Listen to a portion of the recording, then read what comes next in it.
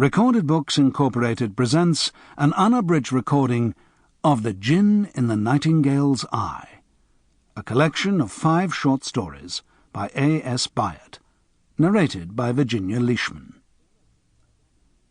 This work, copyrighted 1994 by A.S. Byatt, is recorded by arrangement with Sterling Lord Literaristic. This recording is copyrighted 1997 by Recorded Books Incorporated. This collection contains 5 tales, each fashioned along the lines of a fairy story. The first is called The Glass Coffin.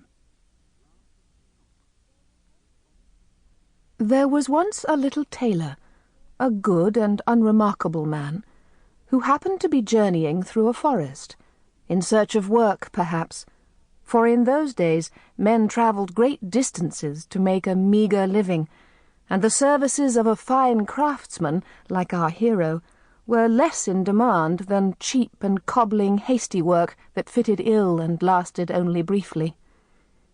He believed he should come across someone who would want his skills.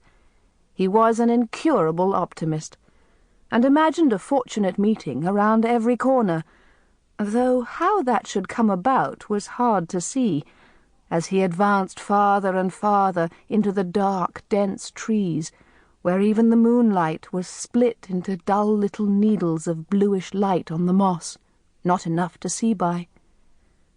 But he did come upon the little house that was waiting for him, in a clearing in the depths, and was cheered by the lines of yellow light he could see between and under the shutters. He knocked boldly on the door of this house, and there was a rustling and creaking, and the door opened a tiny crack, and there stood a little man, with a face as grey as morning ashes, and a long woolly beard the same colour. "I'm a traveller lost in the woods," said the little tailor, "and a master craftsman, seeking work, if any is to be found." "I have no need for a master craftsman," said the little grey man, "and I am afraid of thieves. You cannot come in here."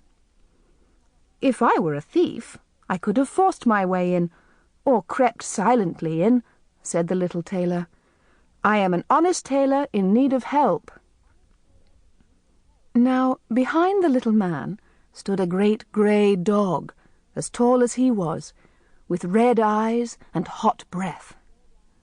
And at first this beast had made a low, gurning, growling sound, but now he hushed his threatening. Sample complete. Ready to continue?